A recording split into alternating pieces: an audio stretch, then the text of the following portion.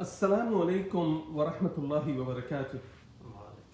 أعوذ بالله من الشيطان الرجيم بسم الله الرحمن الرحيم أعوذ بالله من شرور أنفسنا ومن سيئات أعمالنا من يهده الله فلا مضل له ومن يضلله فلا هادي له ونشهد أن لا إله إلا الله ونشهد أن محمدا عبده ورسوله أرسله بالهدى ودين الحق ليظهره على الدين كله وكفى بالله شهيدا. My respected brothers and sisters, may Allah's peace, His guidance, His mercy, His protection and His forgiveness be with you in this life and the day we leave this world, step into the next phase of the life, the phase of grave, qabr. And then the day we will be taken out again and brought in front of Allah subhanahu wa ta'ala. Ameen, thumma ameen, ya Rabbal Alameen.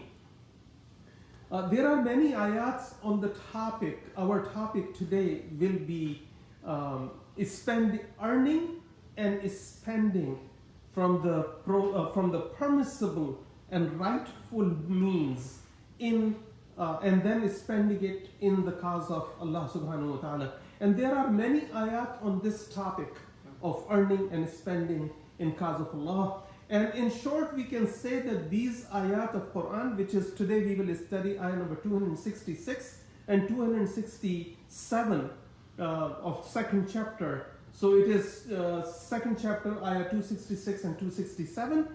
We can say that in short, we can say that this is the Islamic model of social security for the entire humanity, not only for Muslims, Sunni Muslim or Shia Muslim and this Muslim and that Muslim, but this is the model of Islamic social security for the entire humankind, everybody.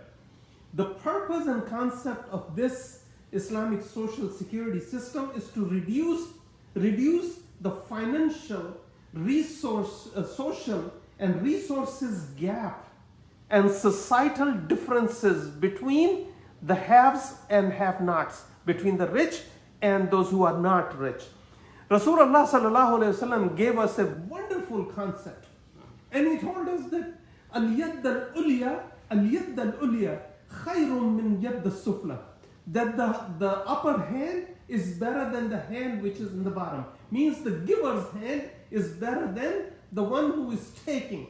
And that's why Muhammad al-Mustafa sallallahu alayhi wasallam told us and reminded us that Islam encourages the well-to-do community members to earn from the permissible, rightful and uncorrupted means. If the rich started earning from corrupted means, the whole society will be destroyed. Whole society will be destroyed.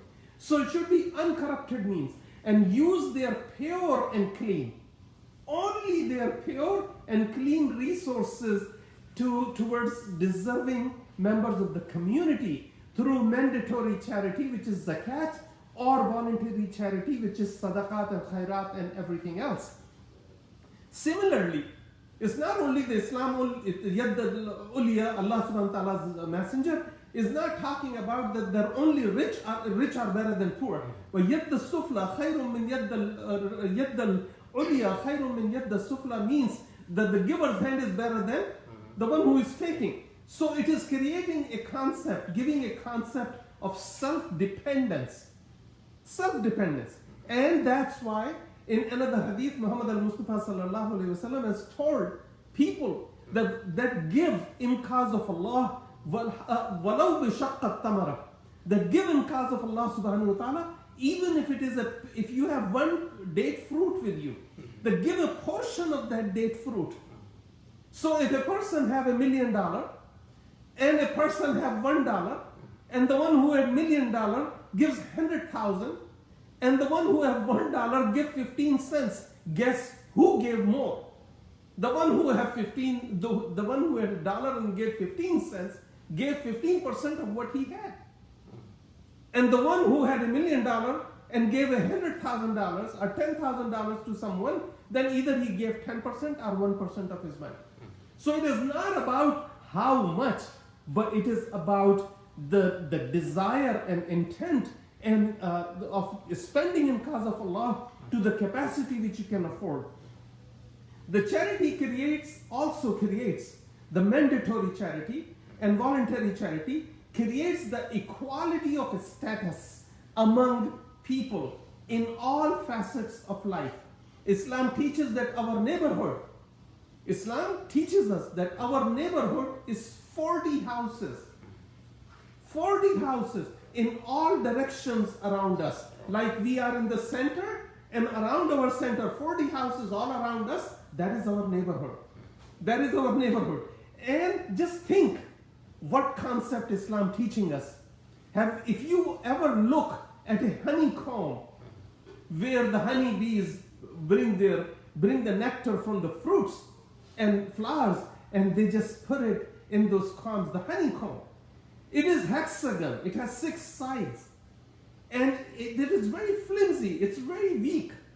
But put together, the whole entire honeycomb, the concept of putting those hexagons together, with attached one with the other, gives us a strength.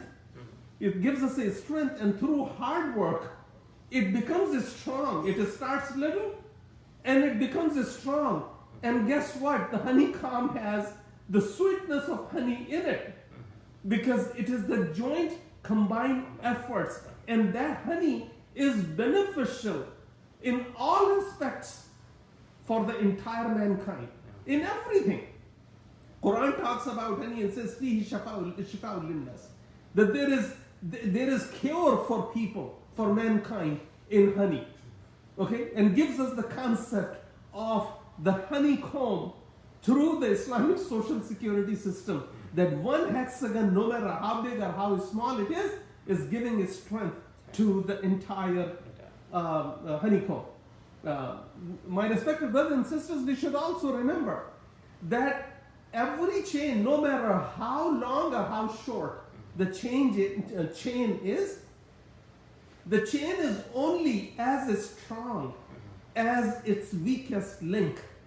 If it's a foot-long chain, and in the very beginning, or in the middle, or the other end, there is a weak link, and if you pull the chain, if you put it to test, and the chain will break.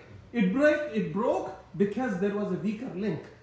So Islamic social security system does not create beggars, but it creates, it brings the equality in the system, that slowly the gap between those who have and those who have less becomes lesser and lesser and lesser, and the entire chain becomes strong. There came a time, at the time of Sayyidina Umar bin Abdulaziz, rahmatullah alayh, when he was the leader of the Islamic country, Sayyidina Umar bin Abdulaziz, rahmatullah alayh, that people used to bring zakat, sadaqat and khairat, and they used to go to the market and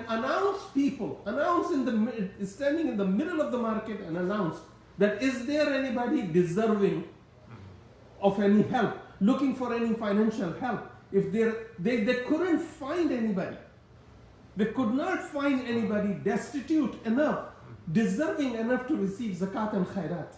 Now we are building masajid from the money of zakat. Quran gave us certain things where we can use the money of zakat, not on anything which somebody gives a fatwa and we just go after and start spending on them. And then rich of the community equally benefit from a masjid, like the poor of the community benefit. So I have been in places where I saw some people came and they asked, and as a matter of fact, I read a fatwa from somebody who said that those who are involved in wrong businesses, which are prohibited means of earning, wrong businesses, selling alcohol, and selling drugs, or selling this and selling that, and all wrong things, and things which Allah subhanahu wa ta'ala called prohibited, whether it is pork or something else, they are involved in that. This guy gave fatwa that the one who is earning from a prohibited means, and he is a Muslim, he should give more money in name of Allah to reduce the burden of haram which he is earning. Astaghfirullah. This person need to be educated that this is not Islamic concept. That the one who is earning, there is no concept of in Islam of earning haram money. And you can't use, no matter how much you give, Allah is not going to accept unpure, unclean, and corrupted money, or the money which is earned from non-permissible, prohibited means. Allah would not accept it. Islam also teaches us, my respected brothers and sisters, and I'm going into detail of this for us to understand why it is so important for us to, if we have enough, so that we should we should give in mandatory charity. And we should, if we don't, then we should give whatever we can afford to give. If we are less, if we don't have enough to give in mandatory charity and we have less, then we should give in voluntary charity. But we must give, وَلَوْ بِشَقَّ التَّمَرَ, that even if it is a piece of a date fruit, you must give. It's very important. Islam teaches us that if you are cooking something, especially if the fragrance of aroma of the thing which you are cooking goes to your neighbor, you must add something to the food which you are cooking and send something as a gift as to your neighbor. And it does not say again that neighbor has to be a Sunni Muslim or a Shia Muslim or even a Muslim. You have to give to others, whatever is needed to others. We block our neighbor's driveway. We don't know who our neighbor is. We block his driveway. And then in a certain attire, we knock their door and invite them to Islam. Really? Really? When we are living next door to them and we cannot show them what Islam is through our character and behavior of being a good neighbor. But we should go to him to invite him to Islam, but I'm the one who put my garbage can in front of his house, or I block his driveway anytime I have guests. Or when we make noise, we are so loud that we are bothering our neighbor. That's how Prophet ﷺ, or his revered family, or his companion behaved or preached Islam? Absolutely not. That was not their behavior. They did not preach Islam that way. We invite our rich and filthy rich people and famous people to the feast and feed them with the best food and even cater that food. And we bring butlers to serve the food, men and women, for the rich and famous and dirty rich of our community. And we give our leftover to the poor of our community. That kind of community will be destroyed is being destroyed, not will be. It is being destroyed by Allah subhanahu wa ta'ala. In another hadith, Rasulullah sallallahu alayhi wa sallam has taught us that he is not a Muslim. He is not a Muslim who knows that his neighbor slept hungry. He's not a Muslim. He's not a Muslim. Wallahi, we are people who demand to punish. We demand to punish those people who don't recognize Rasulullah sallallahu alayhi wa sallam as Allah's last and final prophet and messenger. We say we should execute them. We should kill them because they are disrespecting our prophet.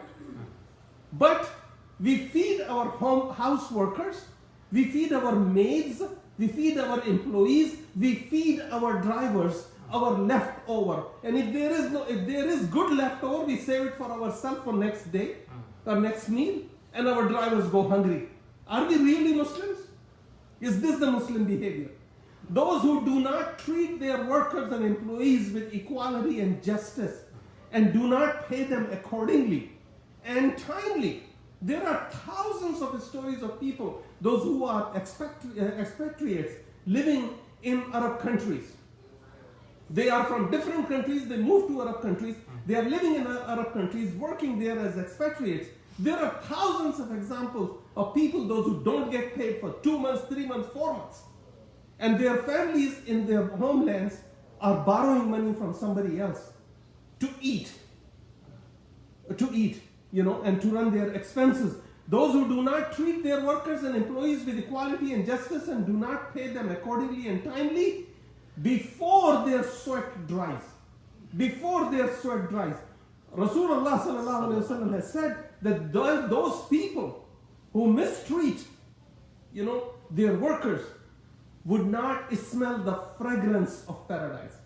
The fragrance of Jannah, they would not smell. Stop talking about Islam being the best religion in the world, and start showing the real Islamic attitude towards Muslims and non-Muslims, especially towards the poor of all communities, the homeless, to the old, to downtrodden, to destitute people, those who have lost their fathers, the orphans, the widows. Show your Islam to these people. We show Islam is standing on the pulpit and giving a long-winded khutbah where everybody goes to sleep. That's not Islam. With these instructions, we are taught of these ayat, which we will inshallah come to those ayat. But topic is so important that I wanted to discuss this, before we start the program of today. We are taught to understand, follow, and implement, and leaders believe that Allah hold them. When we were following, we learned, we followed, we understood, we implemented, and the leaders believed that Allah will hold them accountable. Even if an animal will die of hunger or disease, Allah will hold them accountable. There was so much prosperity in the Muslim lands, that it was extremely hard to find anyone to receive mandatory or voluntary charity. There was nobody. So now we come to today's ayat, inshallah, and we'll do the recitation and then the translation and then the tafsir of these ayat of today. أعوذ بالله من الشيطان الرجيم بسم الله الرحمن الرحيم أيود أحدكم أن تكون له جنة من نخيل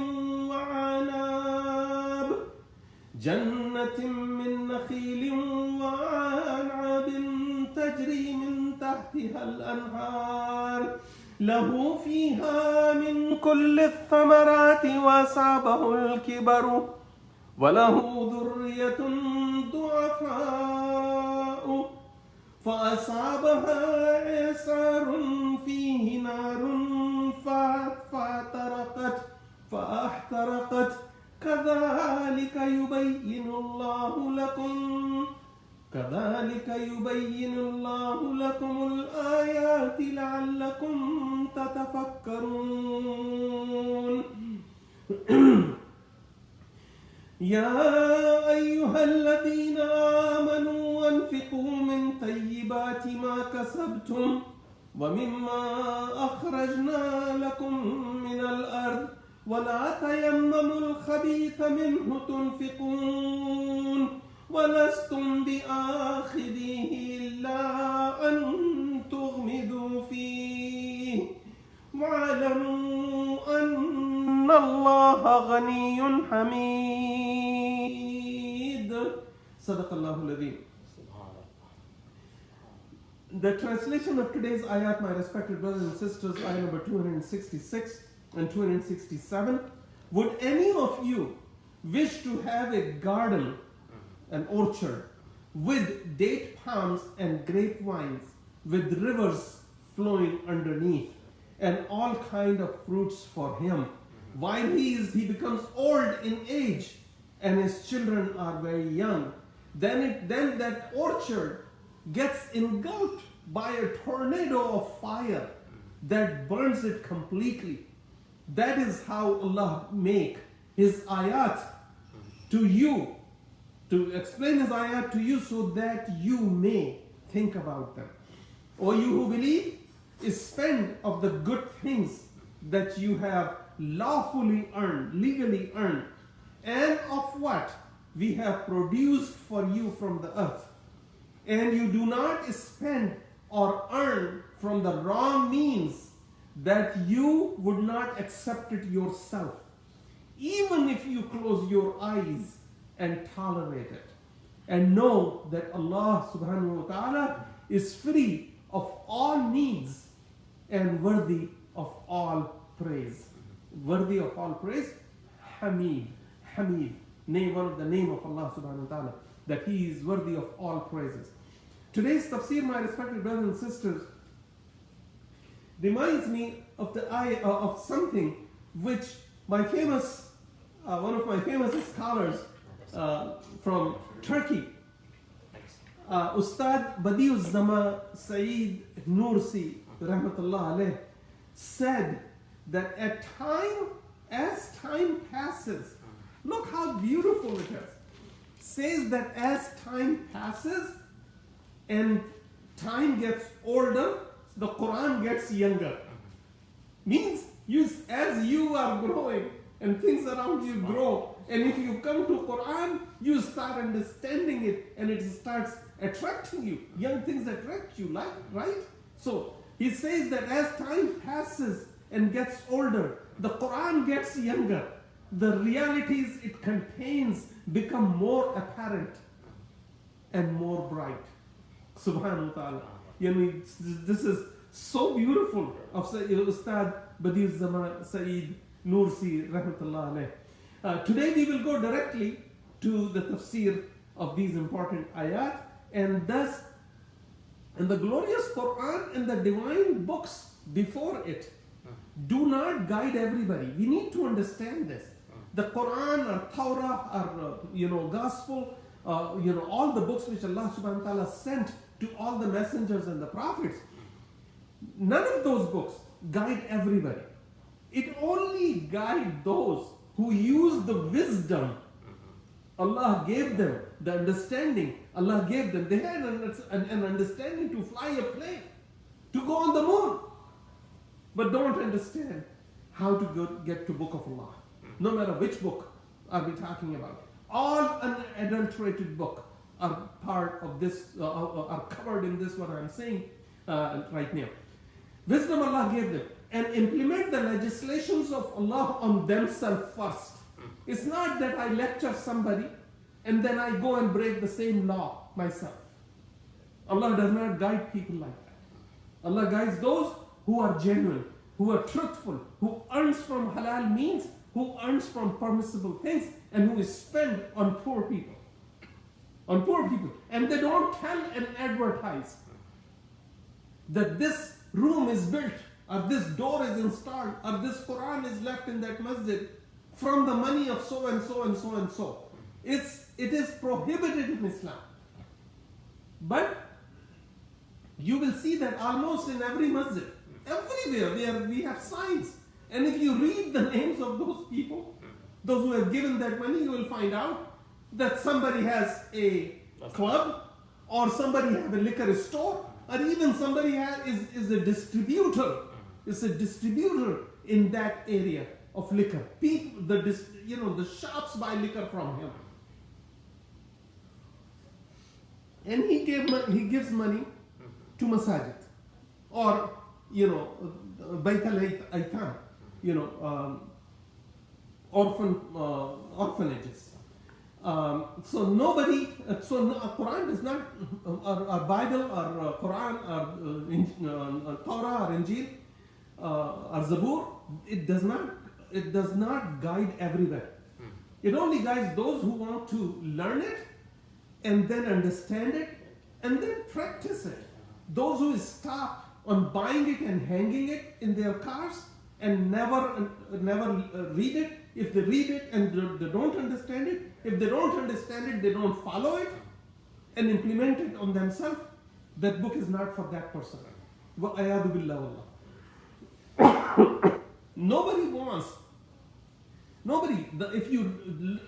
If you go back to the translation of this ayah, it tells us that nobody wants that his or her lifetime's earning to be destroyed by a tornado of fire in their old age when he needs it the most and he cannot earn anymore.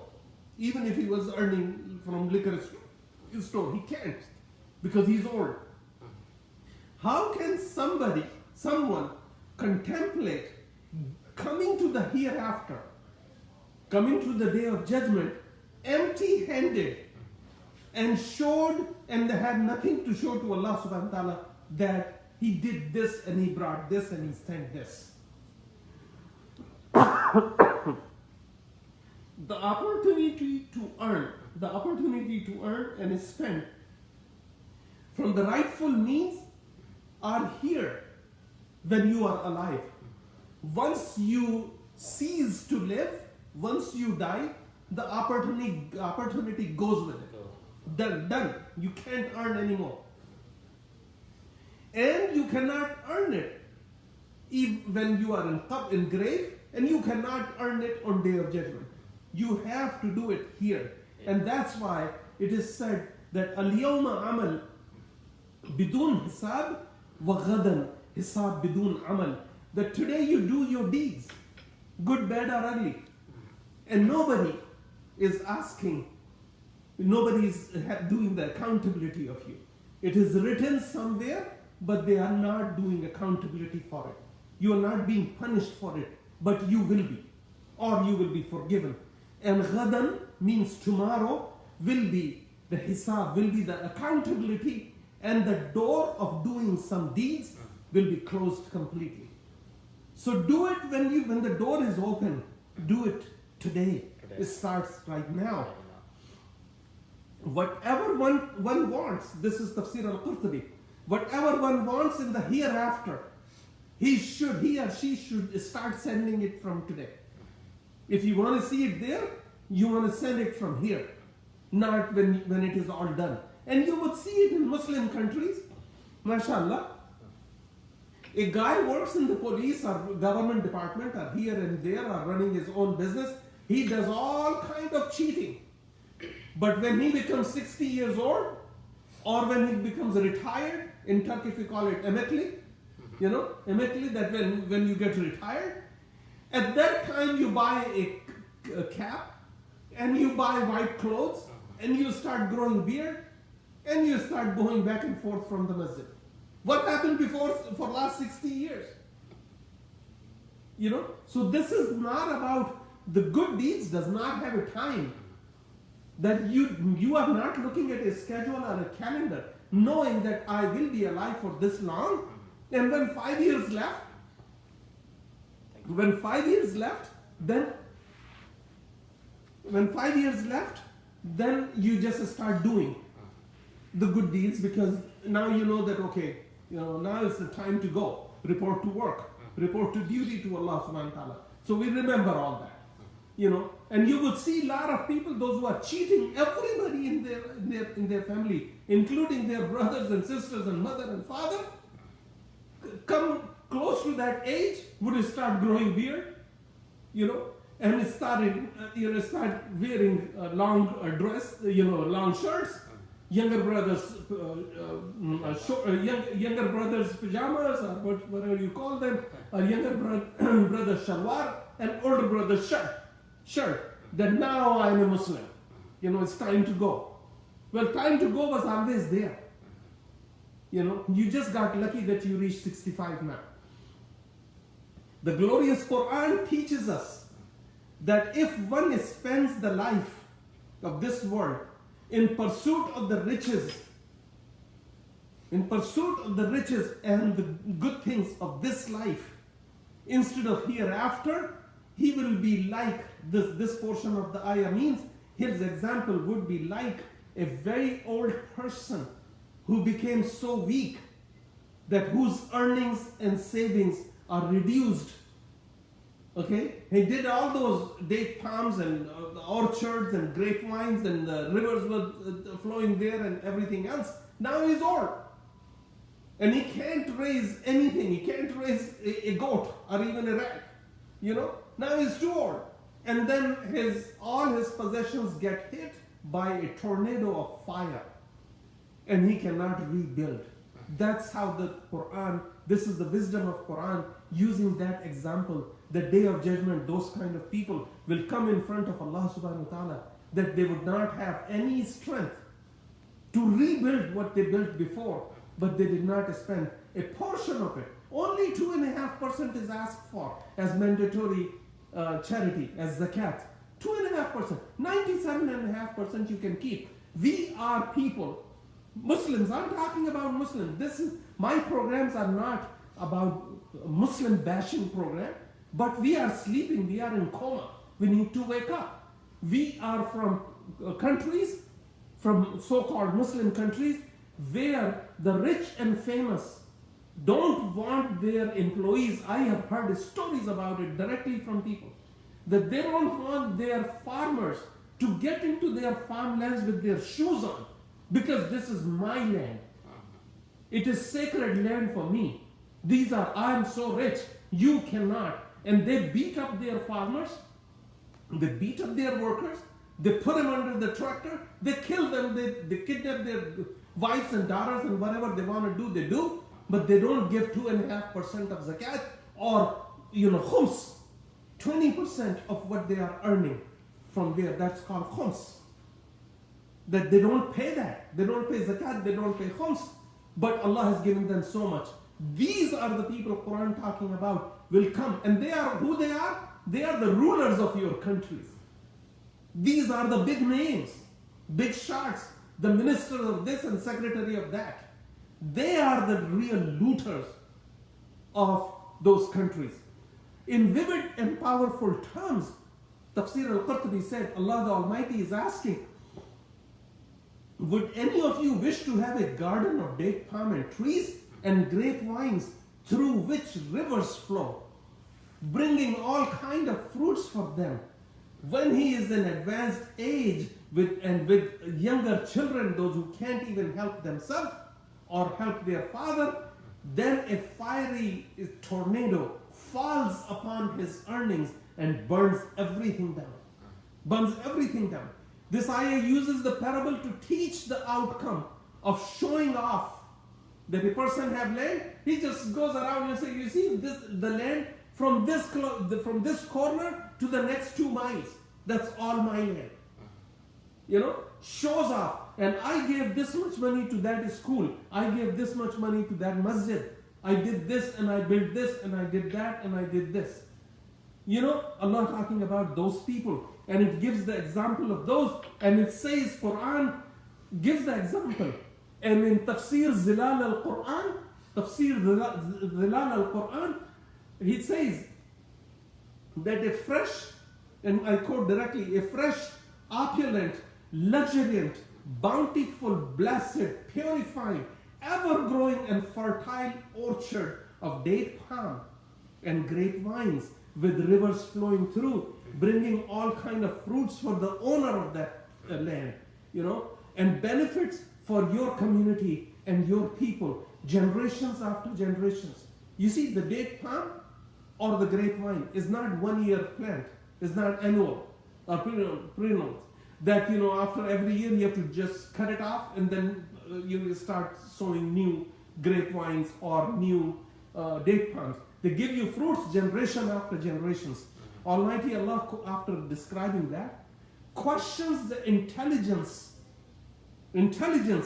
of humankind and says, how could any of you in the right mind wish for such a wonderful gift by me to be squandered and blown away and burned down and turned into dust and dirt again? Are you intelligent enough? If you would have given in cause of Allah something and earned it rightful and spent it from rightful means, you would have prospered. You would have taken something with you on the day of judgment. It would have helped you in the grave. It would have helped you on the day of judgment. But how stupid is that you destroy everything? When you need it most, you don't have anything. When you don't have anything at that time. The boasting and flaunting, my respected brothers and sisters, of our generosity telling people that this, you see that door I installed it. You see that room I put it. I gave so many water coolers to such and such orphanage. Or I distributed this much food. You know, you can show people the food is being distributed. But don't say I gave that food. You can blanket a statement that some generous people, you know, men or women, you don't even have to explain the gender, for the reward from Almighty Allah, for the sake of Allah and for the sake of their grave and for the sake of rewards on Day of Judgment, gave this fruit or this food or these tents or things on there for the poor and destitute. That is acceptable. But putting a sign and saying my name on it, you just lost the reward. Okay. Completely is gone. The boasting and flaunting of our generosity, Tafsir Al-Qur'an says, an injury that causes to the recipient wipes out the benefits, just like a fiery tornado burns down a beautiful city. You know, the city of paradise burned completely. You couldn't even drive on I-5 those few days. You know, it's a fire tornado. They put pictures of fire going up towards the sky just like the tornado and burned the whole town down. From this and similar ayat, my respected brothers and sisters, we can see how Quranic style of perfect harmony between expression and meaning. The expression of Allah, how Allah expresses something, and what does it mean? How can you practically use that knowledge and move away from the wrong and move towards the good and get the benefit from? This is wonderful, perfect in an individual scene as well as, you know, individual. This is not, Quranic ayat are not for individual scene, but it is for individual and for overall picture for the entire humankind. People those who believe and people those who don't believe. People those who say there is no God, so what? You know, does it change God? Astaghfirullah, na'udhu. It does not change the nature of God. He is there, whether you believe on Him or not. But He has a ways to do things. He has a ways to do things. You want to go to His path, do the way He is saying it. That's what this ayah is telling us. That when you give something, don't tell. Don't put a sign. Don't put a plaque.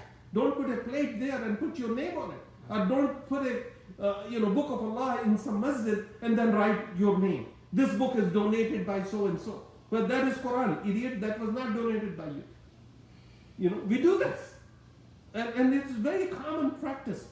The great lesson and wisdom behind this ayah, my respected brothers and sisters, is the reminder of common origin. The greatest wisdom is the reminder to rich and poor both. The wisdom of the common origin of mankind being from dirt. So you were made up from dirt, and so was your date and fruits and gardens. The water went up, turned into rain, into clouds, and then rain came down and it irrigated your fields, and then you got your fruits, and then when you die you will be buried there. So the origin of a rich and origin of a poor is not different. You are same. All of you are same. Why your attitude is different towards the poor? Why don't you give a portion of what Allah has given you? You know, as a mandatory charity, zakat, there are limits. You must give this much. But as a voluntary charity, which is sadaqat, you can give as little or as much, even as a portion, walau bishaqqat tamar, even equal to a portion of one date fruit. If you don't have another date fruit, you know, you can give one. The reminder of the common origin of entire humankind is dirt. We are all created from it through the same process, and that we all share our features. You know, whites don't have 4 eyes, 2 in the front, 2 in the back. They think they have. Blacks don't have advantage over white. Whites don't have advantage over brown. Brown don't have any advantage. Are more privileges over yellow and red or anything. You know, nobody have more eyes or more limbs.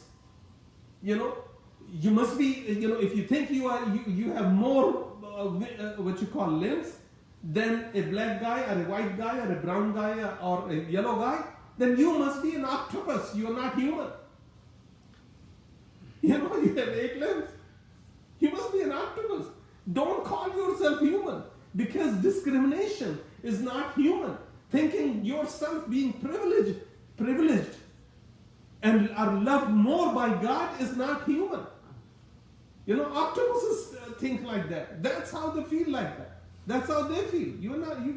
You decide, are you an octopus or are you a human?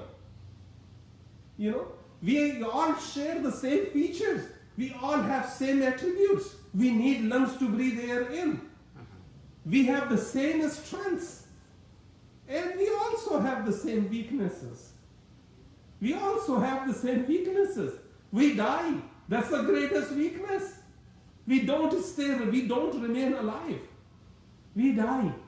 Except whoever Allah wanted to kept them alive and they ascended him alive was Jesus Christ, the son of Virgin Mary. Sayyidina Isa alayhi salam, the prophet and messenger of Allah for all religions, just like Muhammad, just like Moses, just like Ibrahim, you know, alayhim salam, alayhim ajma'een.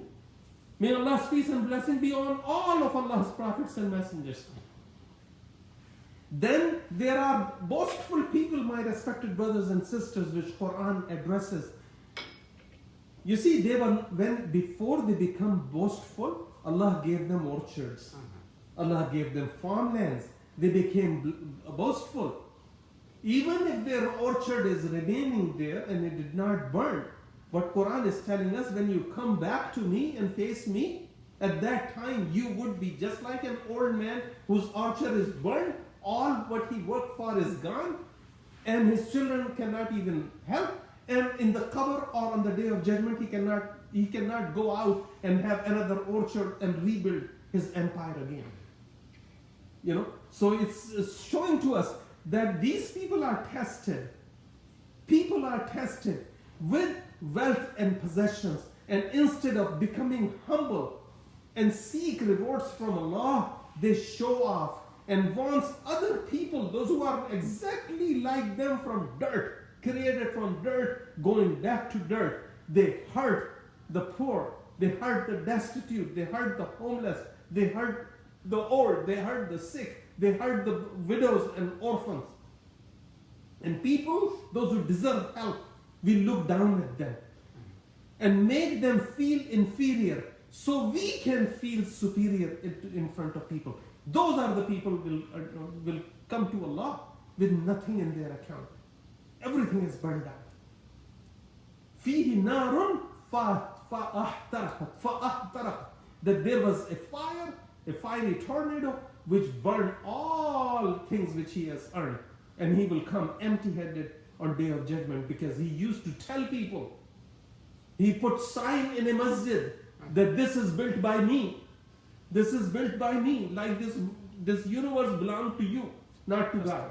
Astaghfirullah, na'udzubillah. Some may praise that person, and some may say that I wish I had so much and I would do. I feel hurt that I don't have, so I couldn't do what he did. Look at his sign up there on the wall. You hurt somebody's feeling, and somebody's feeling that I don't have enough to give in cause of Allah. Well, guess what? Whatever he or she has, and she gave a portion to protect herself and earn rewards of Allah subhanahu wa ta'ala's forgiveness. The greatest reward, my respected brothers and sisters, of this life, the greatest achievement of this life will be achieving forgiveness of Allah in qabr and on day of judgment. That's the greatest reward. All your degrees, all your cars, all your houses, go show to anyone you want to show. You will all leave behind. Sayyidina, astaghfirullah, ayadu billah wallah. Sayyidina Abdullah ibn Abbas radiallahu anhu said, Allah uses this as an example for those who show off their action that will be nullified. He says that they are so out of their mind that their actions will be nullified on the day of rising, on the day of judgment. When they will be, that's the day when you need something in your account and you show up there empty-handed. You have nothing. You have nothing with you. Your account is empty. You can't, your ATM, no matter how big or small or how many cards you have, or how, if you remember your password or not, there is no money in your account. Draw what you can. Sayyidina Abdullah ibn Abbas further said that they are the one who has an orchard, and underage children who cannot help him. He becomes old, and then a fire is thrown. It strikes his garden and his orchard and burns it completely, leaving him absolutely destitute with nothing in his hand. With nothing in his hand. People, those who have suffered tragedies in their lives,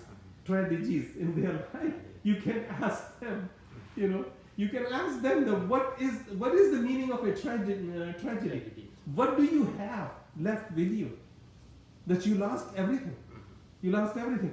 Sayyidina Ibn Atiyah said, the words, would any of you like, is yet another example of spending, but an example of the state of every munafiq, every hypocrite. The one who gives and then he reminds people that I give this much.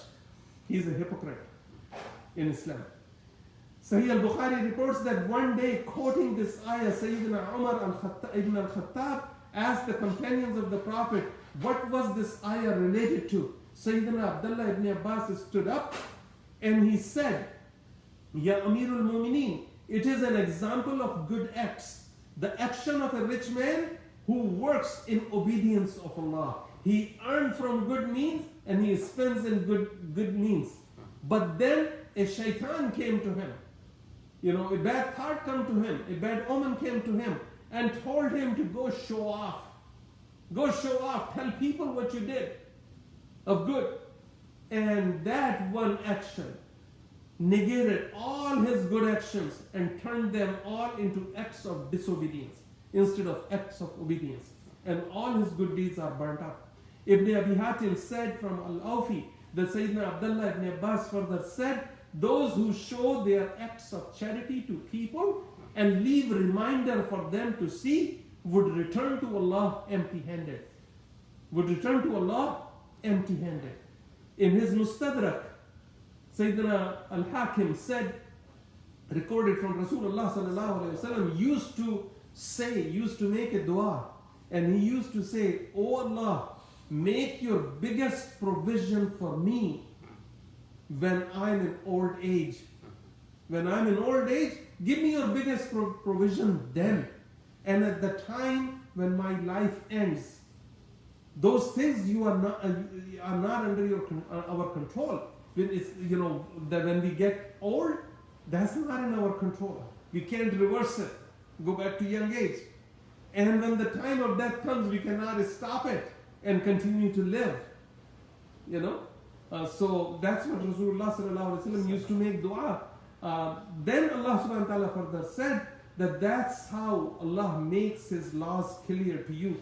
كَذَلِكَ يُبَيِّنُ اللَّهُ لَكُمْ آيَاتِهِ لَكُمُ الْآيَاتِ كَذَلِكَ يُبَيِّنُ اللَّهُ لَكُمُ الْآيَاتِ لَعَلَّكُمْ تَتَفَكَّرُونَ لَعَلَّكُمْ تَتَفَكَّرُونَ.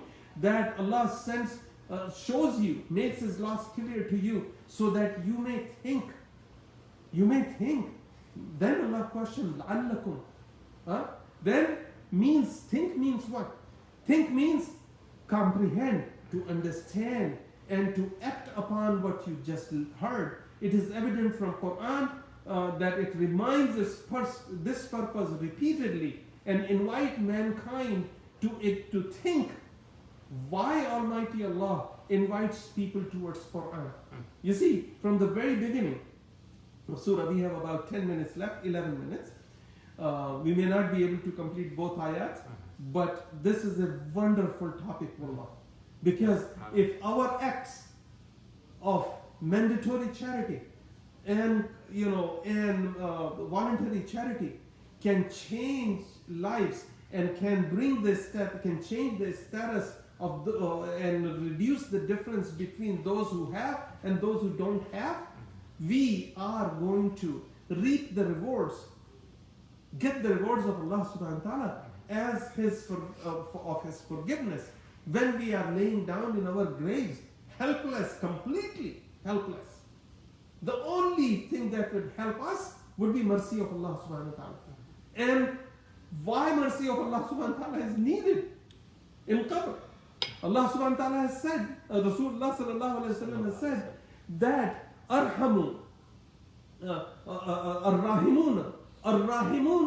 yarhamuhumur rahman.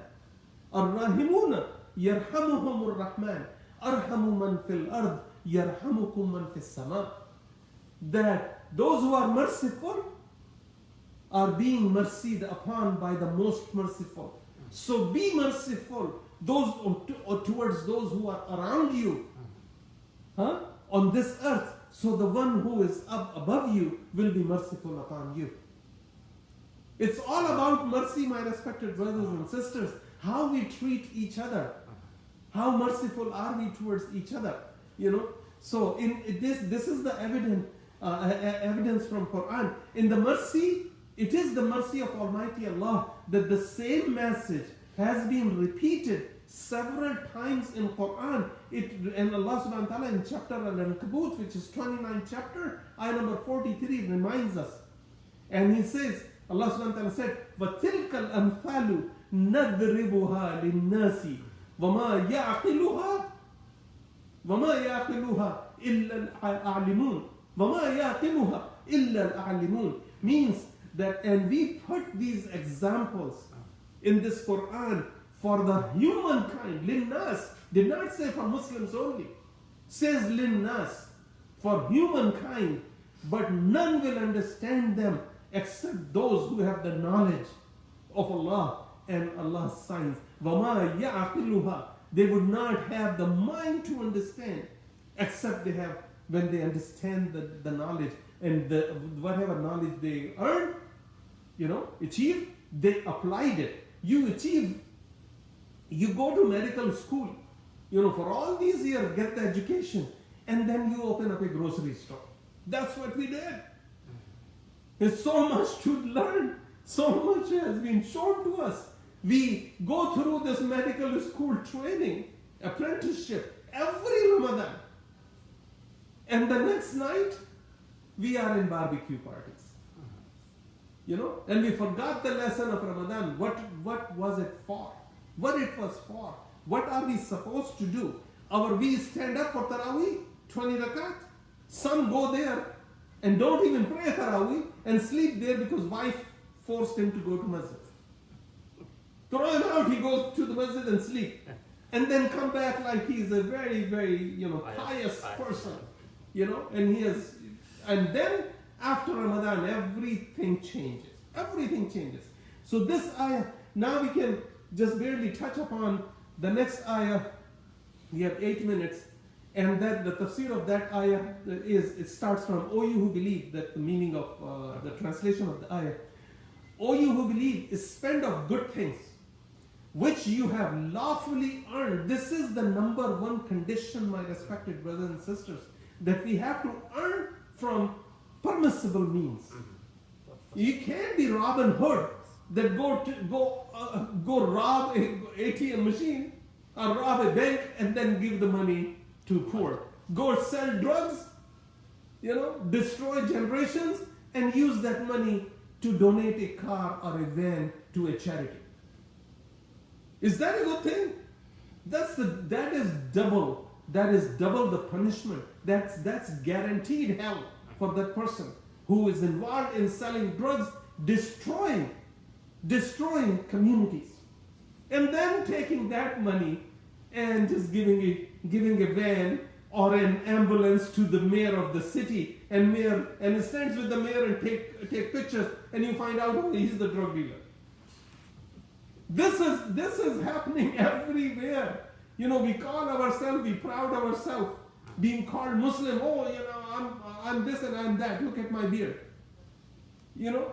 And look at the deeds.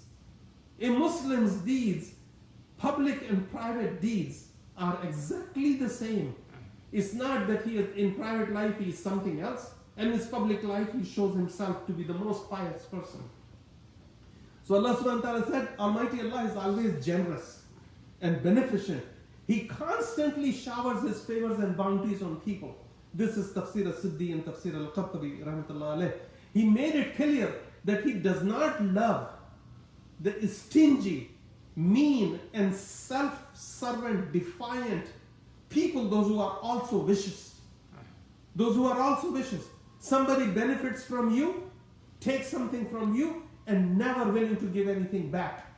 He's a stingy. He's a user. Loser user. He is vicious towards people. The one who is vicious towards people is vicious towards Allah. And he will be punished because his viciousness will only drown him. Nothing would happen to Allah subhanahu wa ta'ala. Astaghfirullah billah, that he cannot be vicious to Allah subhanahu wa ta'ala. He thinks he is. He thinks he is defiant. And that may hurt. Astaghfirullah billah, that may hurt Allah subhanahu wa ta'ala. And those who remind each other of their acts of charity are the kind of people, those who will be punished, among the people, those who will be punished in the day of judgment, unless they realize what they are doing and they stop and change their course, start earning halal from permissible means and start spending on permissible means. This is addressed to the entire community, not to a person. Not to a person, the entire community, the entire mankind.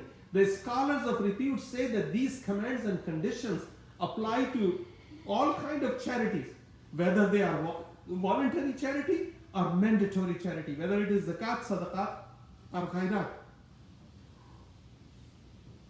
That they have to be for the sake of Allah, not for sake of putting a sign wherever you give.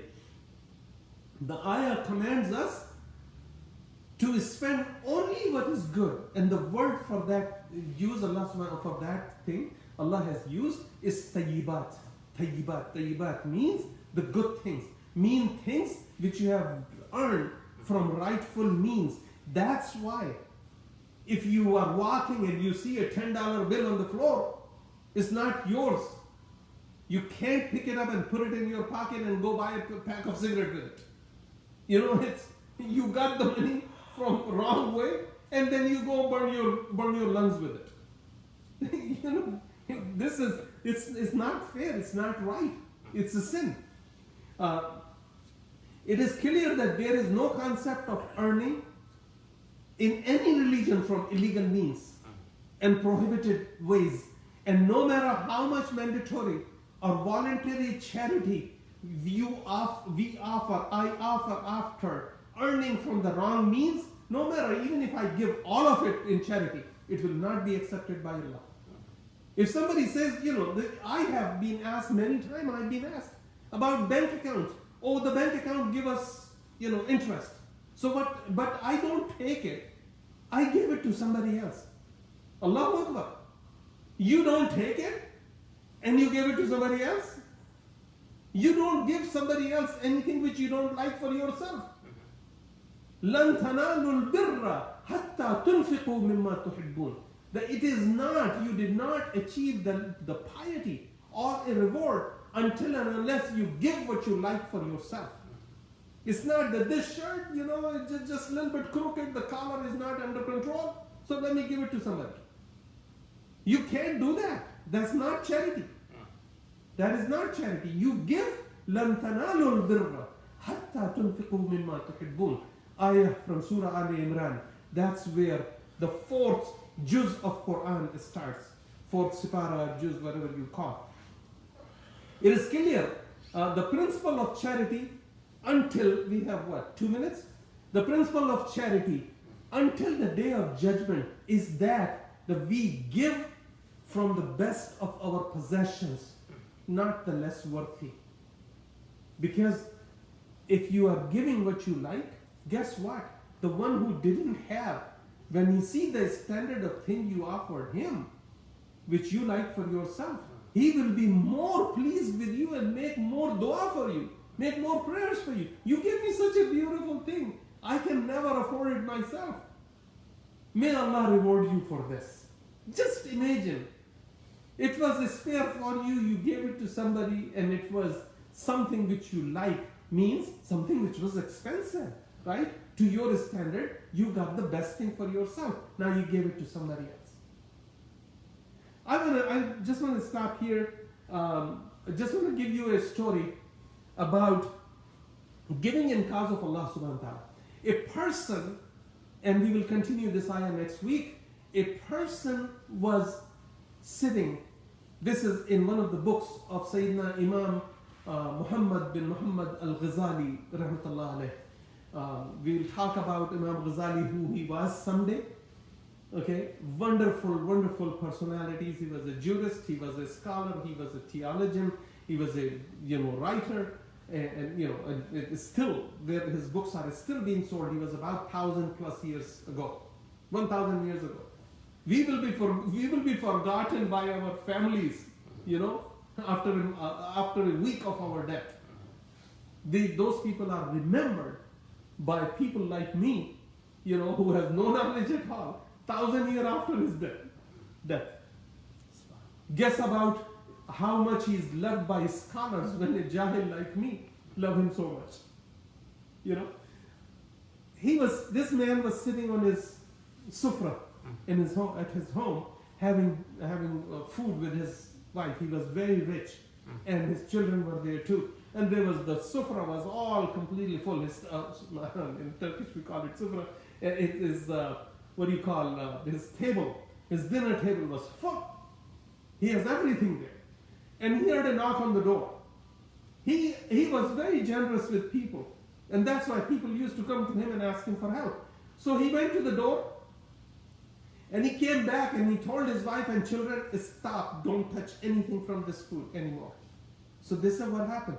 He collected everything, put it in a container, and went to the door and gave it to the person at the door. So his wife said that you are so generous, you always give people, you always help out. He says, what is so special about this guy? Who was he? That you gave him everything? He said, there was a guy at the door, and he said, I'm hungry, and you gave him everything. He said, yes. He said, why?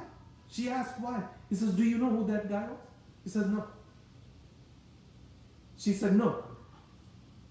He said that once I was hungry and I was dirt poor, and I knocked the door, and the man came out and he cursed at me and he threw something at me, a dried piece of bread. That beggar standing at my door was that person. And she said, and he says, do you know who that person was? The second example. He says, he was your ex-husband. You were married to him. God took all his wealth, all his possessions, all his belongings, and gave to me, including you. I don't want to miss you. I don't want to lose you. I don't want to lose what Allah has given me. So I gave him whatever I was on my sufra. And he just gave me so many dua and he left. Though he threw a piece of dried bread and he was very rich. Allah took everything away from me. So أقول قولي هذا واستغفروه إن شاء الله واستغفروه إنه هو الغفور الرحيم. Inshallah we'll make dua, and next week we'll catch on this ayah number 267. And I apologize for last week because sometimes I get migraines. Last week I was not well. So alhamdulillah rabbil alameen, we must pray for each other. اللهم ربنا آتنا في الدنيا حسنة وفي الآخرة حسنة وقنا عذاب النار وقنا عذاب القبر وقنا عذاب الحشر وقنا عذاب جهنم وادخلنا الجنة مع الأبرار برحمتك يا عزيز يا غفار يا رب العالمين. ربنا ظلمنا أنفسنا وإن لم تغفر لنا وترحمنا لنكونن من الخاسرين وتب علينا يا مولانا إنك أنت التواب الرحيم. لا إله إلا أنت سبحانك إنا كنا من الظالمين. وصلى الله تعالى على خير خلقه محمد وعلى آله وأصحابه أجمعين سبحان ربك رب العزة عما يصفون وسلام على المرسلين والحمد لله رب العالمين والفاتحة.